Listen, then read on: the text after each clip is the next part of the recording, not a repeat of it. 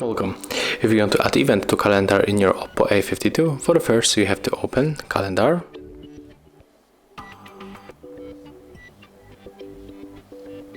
Click right here 2 times. Got it. And right now we have to click here, select event.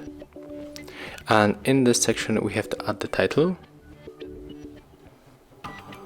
Click here, and then we can set up other things. For example, we can add the notification, and if you get everything, you have to tap on the right upper corner, and as you can see here we got our event, so we can, for example, just delete it.